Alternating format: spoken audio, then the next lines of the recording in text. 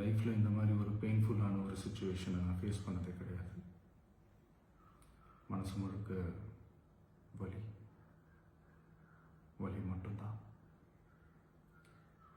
இந்த சுற்றுப்பயணத்தில் என்னென்ன மக்கள் பார்க்க வராங்க, அதுக்கு ஒரே ஒரு காரணம் தான், அவங்க என் மேலே வச்சிருக்கிற அன்பும் பாசம். அந்த அன்புக்கும் பாசத்துக்கும் நான் எப்பவும் கடமைப்பட்டிருக்கிறேன்.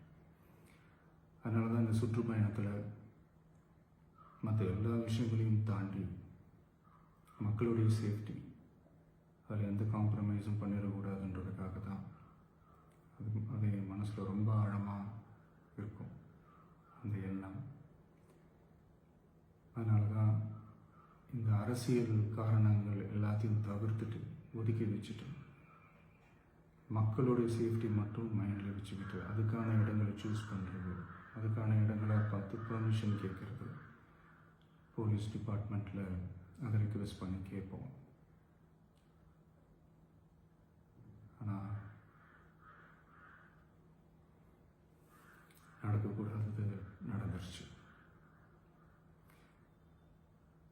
நானும் மனுஷன் தானே. அந்த நேரத்தில் அத்தனை பேர் பாதிக்கப்பட்டு இருக்கும்போது எப்படி அந்த ஊரை விட்டுட்டு என்னால் கிளம்பி வர முடியும்? நான் திரும்ப அங்கே போகணும்னு இருந்துச்சுன்னா அதை ஒரு காரணம் காட்டி அங்கே வேறு சில பதட்டமான சுச்சுவேஷன்ஸ், வேறு சில சம்பாவிதங்கள், அந்த மாதிரி எதுவும் நடந்துடக்கூடாதுன்றதுக்காக தான் நாங்கள் அவாய்ட் பண்ணோம்.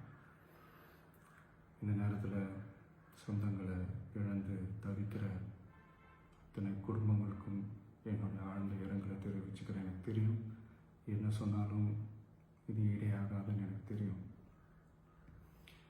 ஹாஸ்பிட்டலில் ட்ரீட் பண்ணிகிட்ருக்கிற எல்லாருமே சீக்கிரமாக க்யூர் ஆகி வரணுன்றது இந்த நேரத்தில் நான் வேண்டிக்கிறேன். கூடிய சீக்கிரமே உங்கள் எல்லாரையும் நான் சந்திக்கிறேன். இந்த நேரத்தில் எங்களுடைய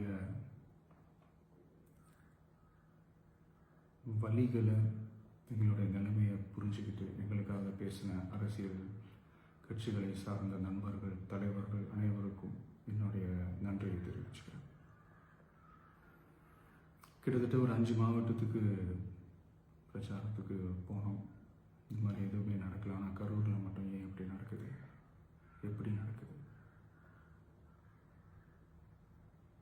மக்களுக்கு எல்லா உண்மையும் தெரியும். மக்கள் எல்லாத்தையும் பார்த்துக்கிட்டு இருக்கிறாங்க. கரூரை சேர்ந்த அந்த மக்கள் அந்த உண்மையெல்லாம் வெளியில் சொல்லும்போது எனக்கு கடவுளே நேரில் வந்து இறங்கி அந்த உண்மைகள்லாம் சொல்கிற மாதிரி எனக்கு தோணுச்சு. சீக்கிரமே எல்லா உண்மைகளும் வெளியில் வரும்.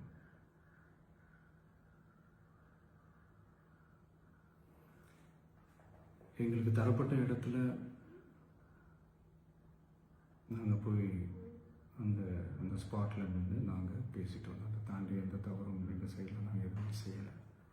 பட் இருந்தாலும் எங்கள் கட்சியை சேர்ந்த நிர்வாகிகள், தோழர்கள் மேலே எஃப்ஐஆர், அது மட்டும் இல்லை சோஷியல் மீடியாவை சேர்ந்த நண்பர்கள், தோழர்கள், அவங்க மேலே எஃப்ஐஆர்லாம் போட்டு இப்போ பிடிச்சிட்டு இருக்கிறாங்க.